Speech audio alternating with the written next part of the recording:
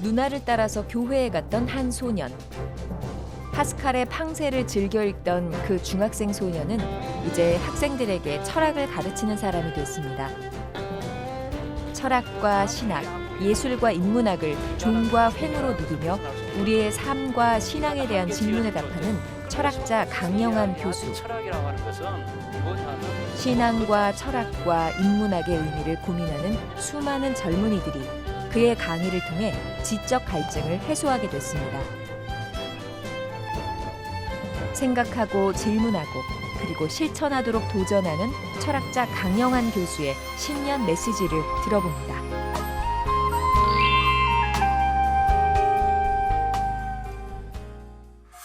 여러분 안녕하십니까. 새롭게 하소서 김학중 목사입니다. 안녕하세요. 전혜진입니다. 2017년 정유년 새해가 밝았습니다. 우리 새롭게 하소 가족 여러분 새해 복 많이 받으십시오. 올 한 해가 또 밝았습니다. 많은 일들이 지난 한 해 있었지만 그래도 하나님께서 우리에게 새로운 기회와 또 새로운 소망을 주셨습니다. 무엇보다 우리 새롭게 하소서 가족 여러분들에게 정말 좋은 일이 많이 있고 하나님과 동행하는 넉넉한 한 해가 되시기를 응원하고 축복합니다. 네, 오늘 새롭게 하소서에서는요 신년 특집으로 아주 귀한 분을 모셨습니다. 네. 2017년 한 해를 계획해서 좌표를 설정하고 또 그래프를 그려 나가는데 아주 큰 도움이 되실 것 같은데요. 네. 이 시대의 철학자이시자 신학자이시기도 하고요. 서강대학교 명예교수이신 강영한 교수님 이 자리에 모셨습니다. 교수님 어서 오세요. 오세요. 반갑습니다, 네. 교수님. 교수님도 새해 복 많이 받으십시오. 네, 새해 복 많이 받으세요. 아니 교수님은 네. 하시는 일이 너무 많으셔서 어디 가서 직업을 말씀하실 때 너무 좀 곤란하시겠어요. 네. 뭐 별 그렇지 않습니다. 뭐라고 소개를 하세요? 보통 어디 본인 가서? 소개를. 뭐 네. 교수죠.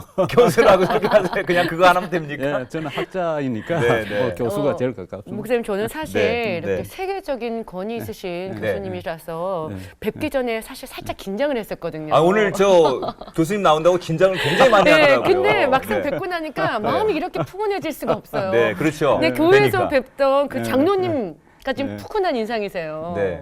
아니 교회에서 실제 예, 교회에서 장로죠. 장로님이시고, 네. 늙은입니다. 강영한 교수님은 한국 외국어대학교와 벨기에 루뱅대를 거쳐 암스테르담 자유대학교에서 공부하며 철학 박사 학위를 받으셨습니다. 이후 네덜란드 레이든 국립대학, 계명대, 서강대, 미국 칼빈대에서 강의를 하며 기독교 윤리 실천 운동에 앞장섰으며 저서로는 철학은 어디에 있는가, 강영한 교수의 10계명 강의 등 15건이 있으며 110편의 논문을 발표하셨습니다. 현재는 학교 법인 고려학원 이사장 그리고 서강대학교 철학과 명예교수로 강의와 연구를 이어가고 계십니다. 다 맞으시죠? 뭐 대강 아이고 한참 걸렸습니다. 소개해드리는데. 아니 교수님 알파고 어디서 그런 거 다 찾아가지고 알파고 글쎄 말이에요. 맞으세요? 알파고? 아니 어떻게 이렇게 공부를 많이 하실 수 있냐? 네. 아니 뭐 어쨌든 평생 공부가 저 취미처럼 네. 그렇게 살아왔죠. 공부가 저한테는 공부는 업이 아니고요. 공부가 재밌으세요? 공부는 놀입니다. 아 놀이시라고요. 아 난 이런 분을 뵈면 약간 이렇게 괴리감이 좀 느껴지는데 어떡하죠? 저는요, 뭐 신학을 목사님이 되시기 위해서 네, 신학대를 그랬죠. 입학했다가 예, 그랬죠. 철학가로 이렇게 전공을 바꾸셨어요. 네. 저는 그 과정이 굉장히 궁금하거든요. 원래는 목회자가 예. 되셨는데요. 그런 제가 이제 고신 출신인데 네, 네. 교파로 이야기하면 되게 뭐 고려파, 고수파? 고신파 네. 이제 그렇게 네, 한 학교죠. 이제 순교자 후손들입니다. 네. 신사참회 반대 운동하던 분들이 네.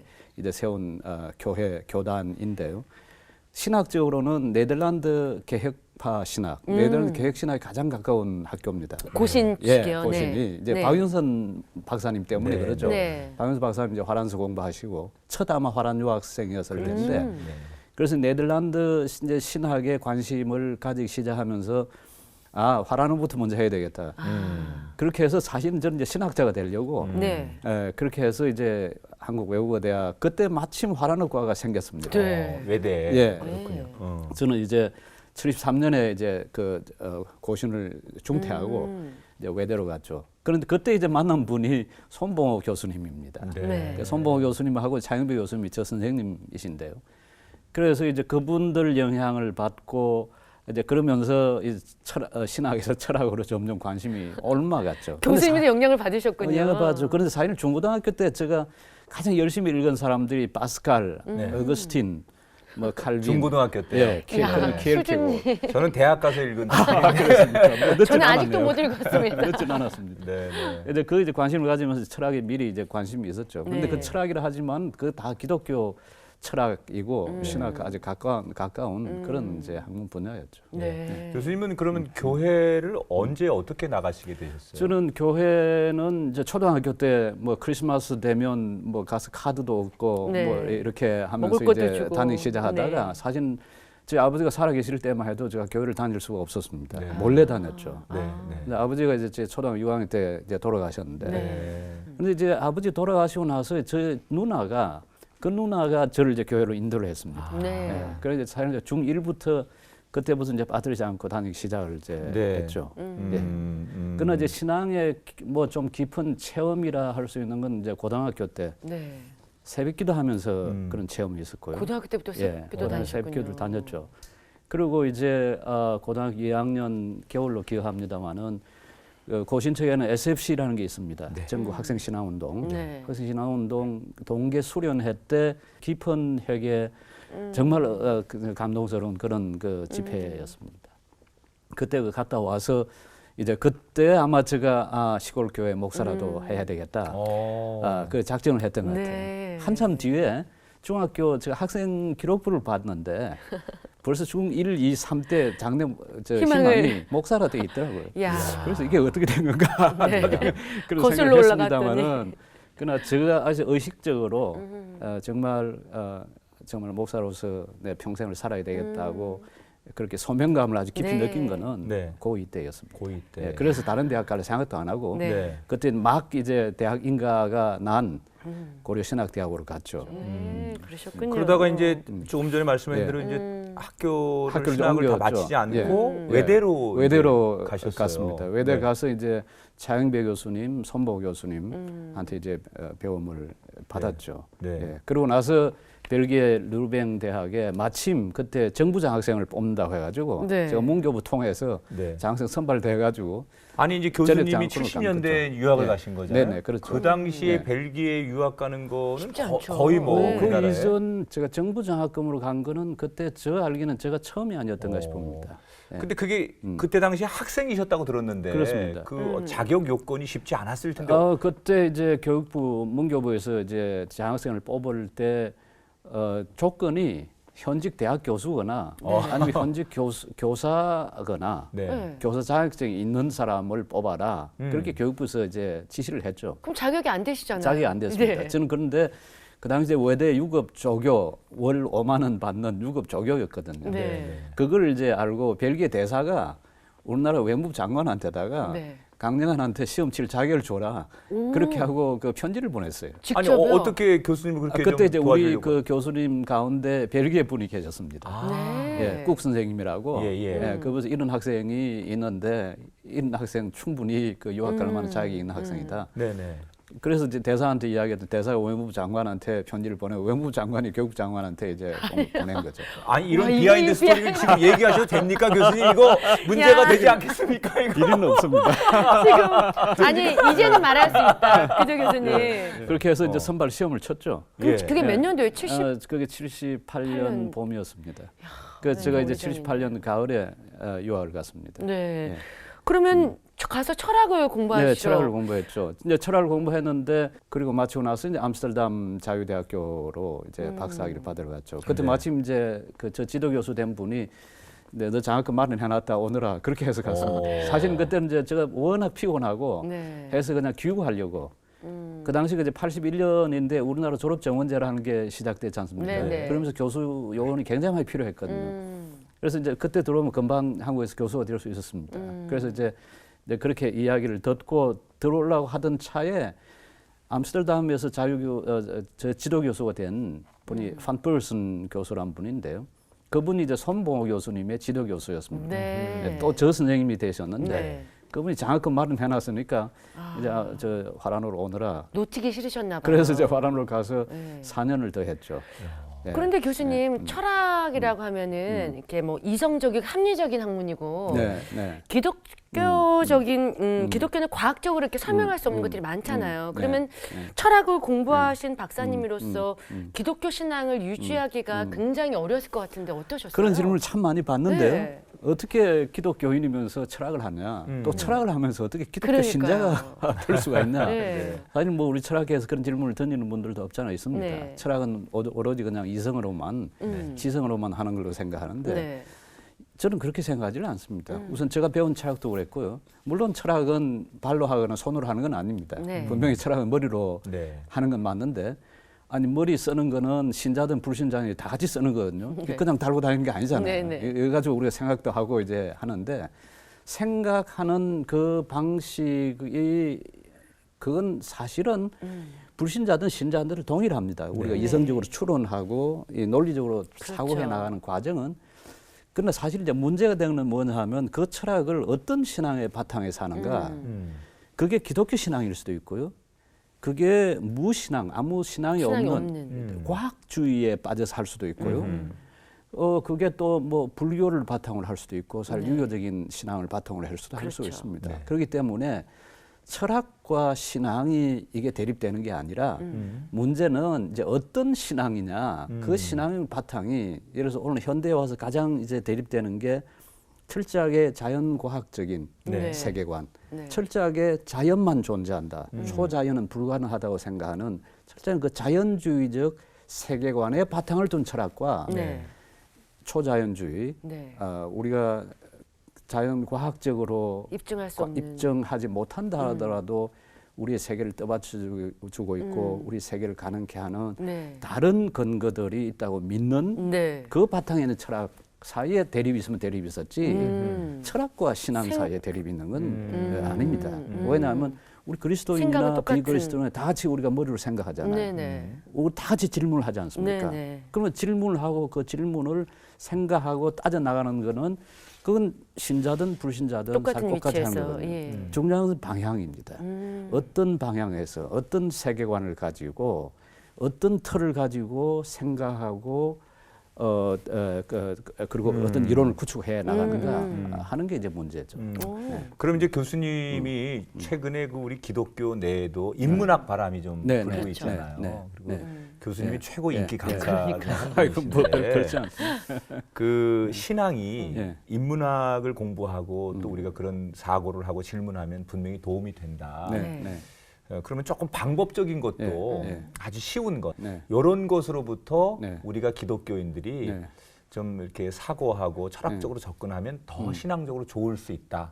그런 말씀도 좀 이렇게 조금 주시면 도움이 될 것 같은데 어떠세요? 인문이란 말은 우리가 쓰는 인문, 네. 지금 현재 우리가 인문학이라고 할 때 한자 용어 인문이란 말은 사람의 문이란 뜻입니다. 네. 그 말은 이제 원래 보면 이제 그 중국 고전인 주역이라는 책에 보면 거기 보면 관호 천문, 천문을 보라. 그러면 이찰 시변, 시절의 변화를 알 수 있고 네. 관호 인문, 인문을 보라. 이화성천하, 그걸 통해서 천하를 이룰 수 있다. 그러니까 천문과 인문을 이야기하는데 천문은 자연이 만든 문이고요. 네. 그러니까 이제 자연과학적으로 우리가 네. 탐구할 수 있죠. 옛날 사람 그 천문지리라고 그랬습니다. 그렇죠. 천문지리를 공부한다. 인문을 공부한다는 것은 사람이 만든 문의를 공부하는 거거든요. 사람이 문의를 만드는 방식은 예를 들어서 고통스러우면 고함을 지른다든지 우리가 아프면 아프다고 그러고 그게 이제 조금 더 글로 또는 말로 거기다 가락을 붙이면 노래가 되고 몸을 움직이면 춤이 되고요. 네네. 이제 그런 방식으로 사람이 자기를 표현할 수 있는데 네. 그렇게 표현하는 것이 인문입니다. 다른 게 아니고. 예.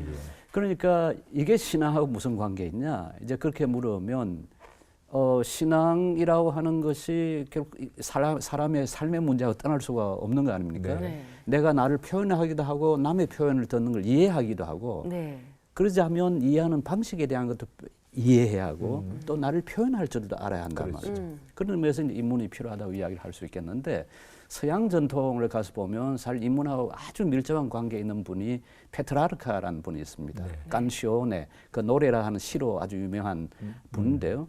그분이 1336년 4월 26일 이제 방투산이라는 데 올라갑니다. 네. 그 방투산에 이제 올라가서 1920m 정도 되는 굉장히 높은 산입니다. 예. 거기 이제 자기 형하고 그다음에 하인 둘을 데리고 올라가는데요. 산에 오르기 위해서 처음 오른 사람이라 이제 그 뭐 남하로 간 것도 아니고 군사 네. 원정도 아닌 예, 산에 오르기 위해서 네. 오른 사람이 이제 네. 처음에 그래서 이제 그 페트라르카를 알피니스트들의 원조로 삼거든요. 아. 그분이 올라가서 자연의 그 아름다움을 보다가 문득 배낭에 가져온 책을 떠올려요. 예. 그 책이 아구스티누스 어거스틴의 어. 고백록이었습니다. 어허. 고백록 10권을 딱 이렇게 펼쳤는데 그냥 펼친 거죠. 네. 사람들이 산과 들, 저 하늘의 별들을 보면서 놀란다. 그러면서도 막상 자기 자신을 잊어먹고 있다. 그 구절을 보았습니다. 야. 마치 자다가 홍두깨 그냥 뚜루 맞은 그러니까요. 것처럼 자기 자신을 잊고 있다. 어거스틴의 그 말. 어거스틴의 그 말을 무엇과 관계되는가 하면 어거스틴이 이제 그 데베라 렐리기온의 참된 종교라는 책에 보면 그런 말을 씁니다. 논리 포라스 이래 바깥으로 나가지 말라. 인테 입숨 레디 너 자신 속으로 들어가라. 인 인테리오레 호미네 하비타트 페리타스 사람의 내부 속에 사람 내면 속에 진리가 거주한다. 그게 자기예요. 근데 이 자기가 누구냐 하면 자기 자신을 만든 자기는 아무도 없잖아요. 네, 그렇죠. 타인, 우리 아버지 그렇죠. 어머니가 나를 낳았고, 네. 우리 아버지 어머니가 나를 키웠고, 내 주변의 선생님들은 나를 키워줬고, 결국 타인의 산물이거든요. 근데 그 타인 중에서도 가장 큰 타자가 누굽니까? 하나님이시잖아요. 하나님. 그렇죠. 인문학을 알면 알수록 자기 자신을 이해하게 되고, 네. 그리고 나를 에워싸고 나를 키워주고 나와 함께 살아가는 타인을 이해하게 되고 결국 궁극적으로 이 존재하는 모든 것들을 만드신 하나님을 발견해 나가는 것이 그게 참된 살 인문학의 길입니다.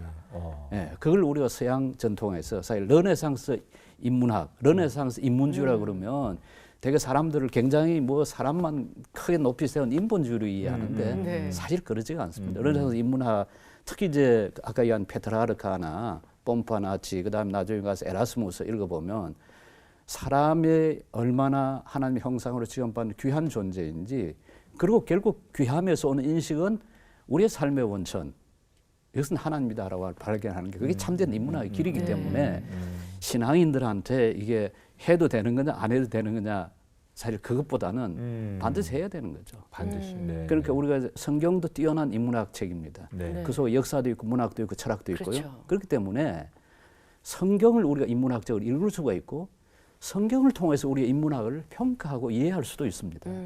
그렇기 때문에 이걸 이제 이냐 아니냐 이걸 해야 되냐 안 해야 되는 게 그런 아니라 차원이 저는 아니고 반드시 해야 네, 되는 거예요. 반드시 해야 되고 사실 인문학적인 지식이 없으면 인문학적 이해가 없으면 네. 다시 말하면 사람의 문의, 사람이 남긴 문의를 읽을 수가 없으면 목사님들 도대체 어떻게 설교를 할 것이며 예? 또 우리가 전도를 한다 할 때 어떻게 전도를 하겠습니까? 네. 무조건 예수 믿어라. 이제 그러면 구원 받는다. 네. 그러면 천당 간다. 그것만 뭐 그걸 이제 우선은 이야기를 네. 할 수 있는 내용이겠지만은 네. 결국 다른 사람의 삶에 귀를 기울이고 내 삶을 이야기할 수 있고 그리고 세상을 하나의 텍스트 삼아서 세상을 새롭게 읽어내고 또 전하고 하는 그런 걸 위해서도 저는 그리스도인들한테 반드시 인문학은 반드시 필요합니다. 지금 사실 이렇게 접근하면 네. 인문학이 어려운 것이 아니고 저는 좀 막연하게 네. 느껴졌었거든요. 그렇죠. 네. 어렵고. 네. 그래서 전문가가 필요한 거예요. 그 역시 배워야 네, 되겠어요. 우리가 의사 선생님 필요하듯이 이렇게 우리 선생님이라는 네. 존재가 바로 네. 이렇게 우리들에게 네. 쉽게 네. 가르쳐 주시고 확실히 오늘 정립이 된 것 같아요. 인문학에 그렇습니다. 대해서. 네, 네. 그런데 교수님 네. 소유하고 계신 책이 무려 네. 1000권에 이르신다고 들었어요. 제일 제가 새로운 얼마 전에 것 세어봤는데 야. 제가 서가가 한 60개 정도 됩니다. 한 서가에 그걸 이제 한 250권이라고 되게 하면 그럼 한 15,000권 정도. 아니 그럼 그 독서의 양과 깊이가 어마어마하실 것 같은데. 아니 뭐 어떤 사람 와서 이 책 다 읽었냐 묻는 사람도 있는데 네. 네. 아니 그 책 다 읽는 사람 누가 있습니까? 아니 그래도 정말 많이 읽으시잖아요. 뭐 읽는 건 그런데 좋아하고 많이 읽죠. 많이 읽는 편. 그럼 우리 교수님은 성경책을 어떤 네. 방식으로 네. 읽으실까가 참 궁금해요. 저도 이제 오랫동안 맥체인 표에 따라서 이제 쭉 성경을 읽는 만큼 이제 읽어오곤 하는데요. 네. 물론 저 어릴 때 처음에 이제 우리 예수 믿고 할 때 요한복음을 그렇게 좋아했어요. 네. 네. 제가 중학교 2학년 때인가 저 돈 200원 주고 네. 포문서점이라는 서점에 가서 이제 성경책을 네. 사서 닳고 읽은 적이 있었는데. 네. 근데 이제 최근에 이제 읽는 방식은 그냥 막 읽는 것보다는 네. 한 책을 좀 집중적으로 읽는. 예. 그래서 제가 이제 제일 열심히 읽는 것 중에 하나가 이제 전도서인데요. 전도서 중에서 12:12 책을 만드는 것은 끝이 없고 네. 공부를 하는 건 몸만 피곤케 하느니라.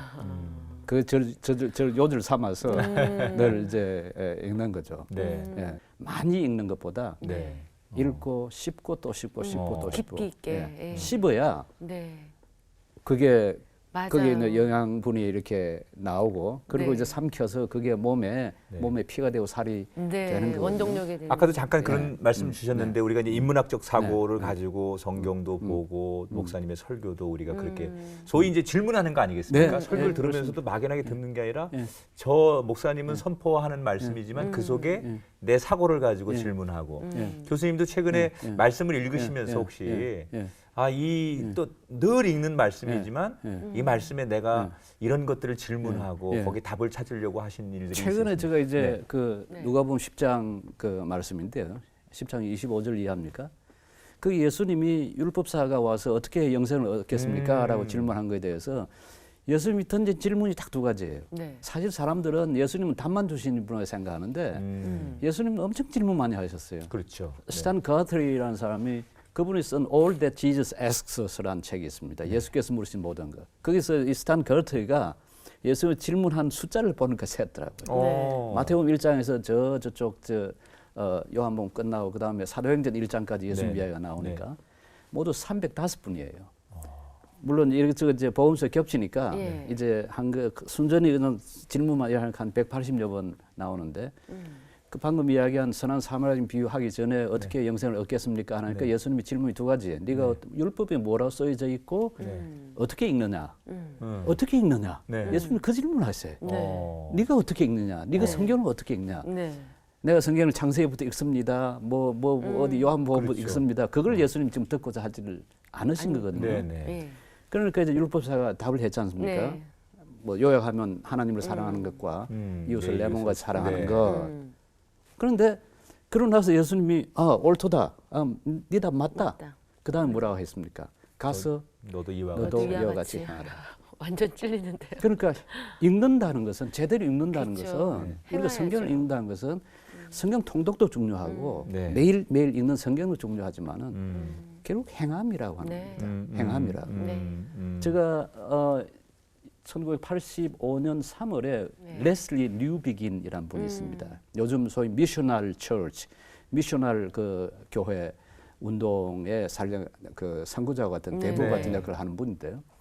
그분 이제 발표하는 걸 듣고 제가 굉장히 감동을 받았어요. 네. 근데 마침 이제 식당에 있어서 이제 이야기를 이제 하다가 제가 물었습니다.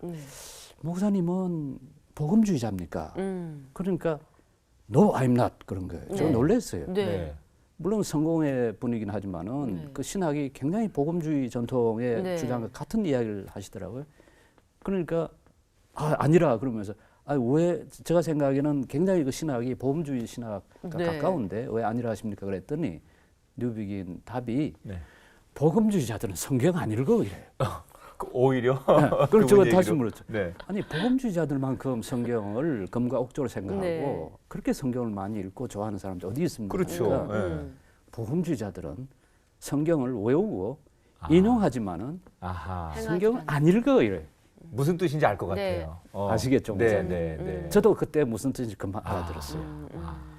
가난한 사람, 억울한 사람, 자기 나라에 와서 일하는 외국인들, 고아와 과부, 이 사람들의 억울함을 신원해주고 억울함을 도와주고 하라고 하는 성경 구절이 구약 성경 얼마나 많이 나옵니까? 예? 예수님도 바리새인들한테 이야기할 때 박하와 건채와 11조를 바치면서 의와 인과 신, 정의로움과 사랑과 신뢰를 너희들이 저버렸다. 그 이야기를 한 게 팍 떠오르는 거예요. 성경을 제대로 읽는다는 것. 얼마나 우리가 많이 읽냐, 매일매일 읽냐 그게 중요하죠. 중요하지만은 그것보다 더 중요한 것은 행함. 성경 말씀을 행하는 거다. 그러니까 예수님께서 사마리아인 비유를 다 한 다음에 그 율법사는 다시 묻지 않습니까? 이 세 사람 중에 누가 이웃이 되어 주었느냐? 그랬더니 율법교사가 자비를 베푼 자 아니이다. 그렇게 답을 하니까 예수님 다시 답이 뭡니까? 너도 가서 이와 가서 같이. 너도 이와 같이 하라. 가서 너도 이와 같이 하라. 네. 근데 이와 같이 한다는 건 다른 내용은 사랑이지 않습니까? 네. 가서 너도 이와 같이 사랑하라. 너희가 서로 사랑하라. 저는 그것이 성경의 마침이고 율법의 이름이고 우리의 일기의 목적이라 네. 그런 생각을 하는 거죠. 그러니까 이렇게 사실은 조금만 생각하고 네. 또 다시 곱씹고 네. 질문하고 네. 그러면 굉장히 사실은 하나님의 진리가 넓고 네. 우리에게 매일 새로운 영의 양식으로 다가오는데 네. 우리 너무 그냥 문자적으로만 받아들이려고 하는 그런 조금 그러니까요. 아쉬움들이 있었는데 네. 교수님께서 명쾌하게 우리에게 그런 가르침을 주셨어요.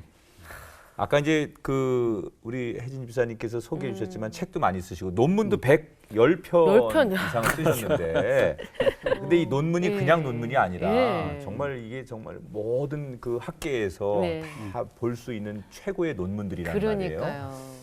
근데 우리 교수님께서 원서를 원어로 읽기 위해서 네. 그 언어를 굉장히 많이 공부하신대. 12개 국어를 에? 하신다고 제가 얘기 들었습니다. 아이고 그뭐 와 12개 국어요? 그러니까 아니 그러니까 아니 이제 물론 물론 이제 문법 공부하는 건 그러니까. 그 정도는 했습니다. 아니, 그러니까. 문법 공부는 그렇게 했는데요. 네. 예, 실제로 이제 늘 손에 접하고 늘 이제 하는 거는 아마 히브리어, 헬라어, 라틴어, 그다음에 영어, 독어, 불어, 화란어, 네. 뭐 이제 이런 것들은 늘 제가 이제 읽고 쓰고 하는 거하고 연결되니까 그냥 일상 삶에서 뭐 한 7개, 8개 국어는 항상 이제 일상 삶에서 이제 늘 연관은 되어 있긴 합니다. 되어 있긴 한데 네.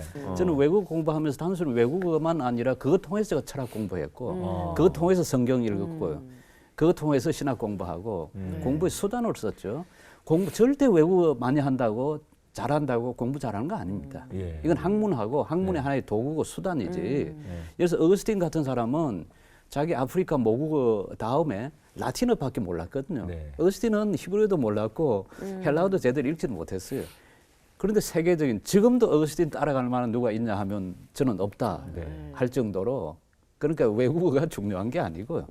그걸 통해서 어떻게 잘 이용하고 그걸 통해서 어떻게 열심히 학문을 하는가 하는 게 저는 더 중요하다고 생각합니다. 우리가 오늘 저 2017년 새해 이제 정신이 번쩍 드는데요. 새해 벽두에 우리 특집으로 네네. 우리 강 교수님을 모시고 1년을 어떻게 살아가야 될까? 네네. 공부만이 아니라 우리 인생에 네. 대한 그 1년의 스케줄 계획? 또 네. 하나님의 사람으로서 살아가야 될 여러 가지 이야기들을 조목조목 듣고 있는데 네. 아 정말 이렇게 살아야겠구나라고 하는 도전과 네. 또 차분함과 그러니까요. 그리고 어떤 이런 길을 가야겠구나라고 하는 목표도 분명히 주시는 것 생겼습니다. 같습니다. 네. 교수님 강의도 많이 하시지만 무엇보다도 요즘 기독교 윤리 실천 운동에 또 힘을 쏟고 계신데 네. 기독교 윤리 실천 운동이라면 어떤 건가요? 기독교 실천 운동은 그러니까 1987년 네.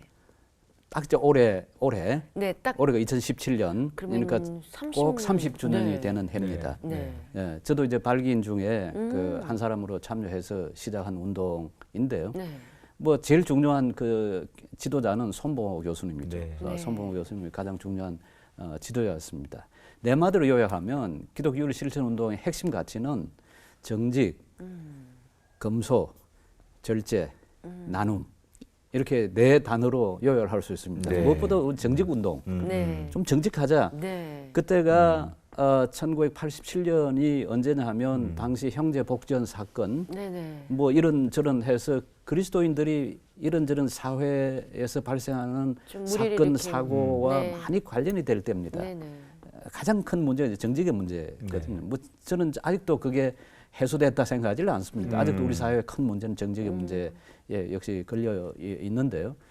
그래서 정직하고 그다음 검소절제 가능하면 좀 아껴 쓰고 좀 덜 쓰고 그래서 남는 것들을 가지고 그걸 서로 나누는 그런 삶의 모양을 만들어가자 하는 게 이제 기독교 실천 그 운동이었습니다. 비난하는 사람들이 있죠. 뭐 기독 신앙이 윤리냐? 기독 신앙 윤리만은 아니죠, 운동이죠. 그러나 기독 신앙은 윤리를 정말 품고 있다고 저는 생각합니다. 이게 무슨 칸트 윤리나 유교 윤리나 그거하고 달리 기독교 윤리는 저는 소송의 문제라 생각하거든요. 어디에 속하냐? 빛에 속하냐? 어둠에 속하냐? 하나님 빛에 보시기에. 속하면 네. 무엇을 맺겠습니까? 빛에 열매를 맺을 거고 그렇죠. 어둠에 속하면 어둠이 열매를 맺을 밖에 없지 않습니까? 네. 그러니까 열매로 드러나는 그것이 윤리라고 한다면 저는 기독교 그 윤리는 결국 기독교 신앙의 열매로 드러나는 거다. 그렇게 생각을 이제 하죠. 얼마 전에도 이제 뭐 우리나라의 여러 가지 이제 그 국정의 혼란 앞에 네. 목소리를 내셨잖아요. 기독교 네. 실천운동. 뭐 제일 먼저 성명을 또 발표한 기관이기도 하고. 네, 그렇죠. 가장 먼저 내시고 네. 바른 지침을 네. 주셨어요. 네. 올해는 참 저희에게 여러 가지 의미가 많이 있는 한 해입니다. 2017년이 이제 다 많은 분들이 알다시피 종교개혁 500주년이 되는 해잖아요. 네. 그래서 정말 종교개혁의 의미가 우리 개인과 가정과 네. 또 교회와 이 세상에 실현되는 것이 어떤 의미와 어떤 것이었으면 좋을까. 네. 네. 되게 이제 종교개혁을 이야기할 때 이제 크게 드는 인물이 두 인물이 있습니다. 루터와 칼빈. 루터와 칼빈. 뭐 그 후에 즈윙글리도 있고 네. 뭐 그 후에 이제 그 이후에 뭐 베자나 불링거나 여러 사람이 있지만은 역시 루터와 칼빈일 텐데 이제 이렇게 이야기해요. 루터의 경우는 어떻게 구원받을 것인가 하는 데 관심을 기울였다. 네. 그 다음에 이제 칼빈은 구원받은 신자가 어떻게 하나님께 영광을 돌릴 것인가 하는 데 관심을 기울였다. 사실 둘 다 뺄 수 없는, 둘 다 놓칠 수 없는 아주 중요한 그런 관심이죠. 그런 관심인데, 근데 제가 아주 짧게 종교의 의의를 이제 올해 이제 500주년을 맞는 올해 이야기를 해보라 그러면 저는 그렇게 이야기를 하고 싶어요. 종교 개혁을 통해서 새롭게 발견한 것 뭐냐 하면 우리 일상의 의미다. 일상. 우리가 밥 먹고 잠자고 일하고 하는 이것이 전도하고 선교하고 성경 읽고 예배하는 것과 달리 이건 세속적이고 적은 거룩한 일이라 그렇게 보는 것이 아니라 사실 그게 이제 중세부터 내려오는 성속 이원론이거든요. 네. 이건 거룩한 거고 이건 속되다. 네. 그래서 거룩한 것과 속된 걸 구별해 놓고 신자는 속된 일, 이건 뭐 불신자하고 같이 사는 삶이고 네. 오직 이 거룩한 일, 그걸 추구하는 것이 신자의 삶이라 하는 것에 대해서 루터나 칼빈이 다 같이 아니다. 이 모든 세계가 하나님의 세계다. 전도하고 예배드리고 하는 것도 하나님의 세계에 속한 거고 우리가 밥 먹고 일하고 애 키우고 일상적인 하는 것. 것들 예. 다. 루터가 쓴 어느 글에 보면 남편이 아버지가 아기의 기저귀를 갈아줄 때 저 위에서는 하나님께서 웃고 계신다. 그런 말을 표현을 하는 구절이 네. 있는데요. 그러니까 아기 기저귀 갈아주는 이것도 귀한 하나님의 일이다. 신자의 일이다라는 거거든요. 저는 그것의 발견이 종교에 가지고 있는 굉장히 중요한 의미라고 생각합니다. 네. 자, 그런데 우리 한국교회 신앙이 그 사이 형성된 거 보면 지금 이제 개신교 가톨릭 치면 230년이 넘고 개신교 치면 한 130년이 훨씬 넘는 이제 역사인데요. 아직도 우리 개신교 전통에 보면 이 이원론이 성속 이원론이 아직도 있습니다. 예, 그러니까 우리가 뭐 교사가 된다 아니면 뭐 청소부로 일한다 뭐 하면 그건 좀 속된 일이고 네. 목사님이 된다 선교사 된다 그러면 그건 좀 귀한 일로 보는 그런 게 우리한테 모르게 있거든요. 뿌리 깊이 박혀 있죠. 그건 예. 지난 500년의 개혁 종교 개혁에 역현안이. 있음에도 불구하고 그 개혁의 이해를 못 받은 거죠. 그러니까 이게 삶과 결국은 신앙이 분리된 게 여전히 유지되고 있는 그게 우리 한국 교회 상황이라 그렇게 이야기를 할 수 있지 않을까 싶습니다. 그러니까 이제 이신칭이 믿음으로 구원받는다고 하는 그건 정말 귀한 신학적 발견이고 신학적 소득이고 우리에게도 오늘도 여전히 그것은 그 고백은 우리가 해야 하지만은 그러니까 이신칭이라고 하는 게 자 그러니까 이제 천국 가는 티켓은 땄으니까 우리는 그냥 마음대로 살아야 된다는 것이 아니라 이제는 믿음으로 의롭게 되었으니 이제 그 성화의 삶을 살아가는 것 그리스도인으로 삶의 열매를 교회에서뿐만 아니라 교회 생활에서뿐만 아니라 세속의 삶에서 우리의 직장에서 우리의 가정에서 얻어내는 것 그게 저는 종교 개혁이 가지고 있는 가장 귀한 의미라 그렇게 생각하는 거거든요. 그러니까 일상성의 회복, 일상성의 성화 이것이 종교 개혁이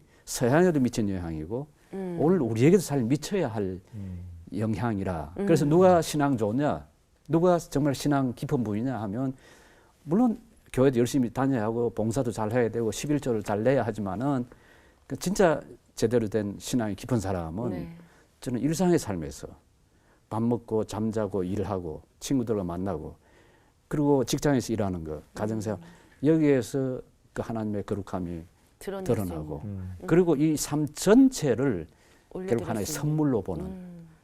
왜냐하면 우리의 삶이라는 게 우리가 쟁취해서 얻은 게 아니지 않습니까? 그렇죠. 싸워서 얻은 게 아니거든요. 이 모든 우리의 삶, 우리가 먹는 거, 우리의 친구, 우리의 부모, 우리의 교우들, 그리고 이 하늘의 별들과 이 모든 것들이 하나님께 우리에게 주신 거란 말이죠. 주신 겁니다. 그러니까 주신 거니까 우리는 받은 거고요. 네. 그러니까 주신 분, 그분께서 우리에게 선물로 준 것을 우리는 누리고 있는 자이기 때문에 우리의 모든 삶의 그 밑에 가장 깊숙이 깔려있는 정서는 다름이 아니라 감사라고 해야죠. 네. 주신 분에 대한 그 감사. 네. 선물에 대한 관심이 아니라 네. 그 선물을 그렇죠. 주신 저 기버, 그 네. 주신 분, 그 저 주신 분에 대한 감사의 삶이 그게 우리의 삶의 가장 기본적인 것이라. 저는 사실 종교 계획을 통해서 배운 종교 계획자들 통해 배운 신학이 바로 그래요. 이 네. 감사의 신학이었다. 우리 새롭게 하소서 가족들이 오늘 정말 새해를 맞이해서 이제 교수님 나온다고 뭐 이렇게 정말 많은 분들이 또 TV 앞에 모여 있을 텐데 네. 많은 세대가 네. 뭐 아버님 세대도 있을 거고 또 젊은 세대도 있을 텐데 마지막으로 우리 새롭게 하소서 가족들에게 올 한 해를 살아갈 수 있도록 우리 교수님께서 정말 덕스러운 말씀 한마디. 새해가 되면 어른들이 왜 이렇게 덕담 그런 말씀 한마디 주시면 고맙겠습니다. 예, 우리 저 2016년 이런저런 전국의원에서 참 그 어려운 세월을 보냈습니다. 여전히 지금 뭐 다 끝난 건 아니지만은 올 한 해가 우리 대한민국에 대해서도 정말 기쁘고 복된 한 해가 되길 바라고요. 무엇보다 또 대통령 선거도 또 해야 되는 해이기도 한데 이 정치에 대해서 사실은 누구나 책임을 져야 합니다. 네. 그러니까 투표를 할 때도 책임을 져야 하고요. 네. 그러니까 잘못된 정국이 벌어지는 것도 사실 국민 스스로의 책임이라고 생각하고 여기에 대해서 깊이 스스로들 우선 나부터라도 우리가 반성을 해야 한다 하는 생각을 합니다. 그런데 중요한 것은 우리나라가 지금 경제적으로 너무나 많이 발전을 한 나라고 참 많이 세계로부터 부러움을 받는 그런 나라입니다. 그런데 우리한테 늘 부족한 게 뭐냐 하면 공의롭고 정의로운 사회를 만들고자 하는 관심이 좀 부족하고요.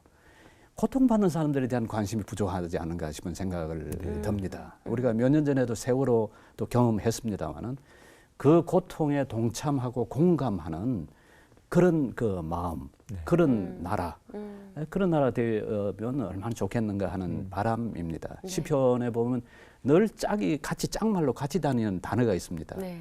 그게 이제 히브리어로 말하면 처다카 워 미슈파트, 그러니까 하나님의 공의와 정의, 공의와 공평이란 말을 하고 또 하나님 말 항상 같이 따라다니는 말이 에메트 워 헤세드란 말이에요.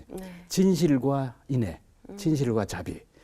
그러니까 저는 이 네 마디의 말, 이 두 짝말이 공의롭고 정의로운 나라, 그리고 인애롭고 진실한 나라, 그런 나라를 되기를 올 한 해 우리 성도님들 모두 기도하는 그런 해가 되었으면 얼마나 좋겠나. 그게 하는 기도 생각을 제목이 되실 합니다. 것 같아요. 그래요. 그렇죠. 그게 저 네. 기도 제목입니다. 네. 예, 예. 교수님 저 운동도 열심히 하시죠?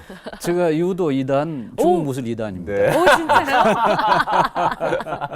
그래서 젊어 보이시는구나 그러니까. 이렇게. 더 네. 건강하시고요, 교수님. 네. 언제나 또 이렇게 저희들에게 좋은 가르침과 네. 그리고 또 하나님의 뜻을 이뤄가는 아름다운 무엇보다 우리 교수님에게도 일상에서의 네. 정말 하나님의 행복을 느끼는 한 해가 되시길 저는 네. 축복하겠습니다. 네. 감사합니다. 오늘 함께해 주셔서 감사합니다. 네, 고맙습니다. 네, 감사합니다. 말씀하신 대로 정말 우리에게 거저 주신 일상을 감사하며 하나님의 자녀로 빛의 열매를 맺을 수 있는 저와 여러분이 되었으면 좋겠습니다. 오늘 저도 참 많은 공감과 도전을 받은 시간이었습니다.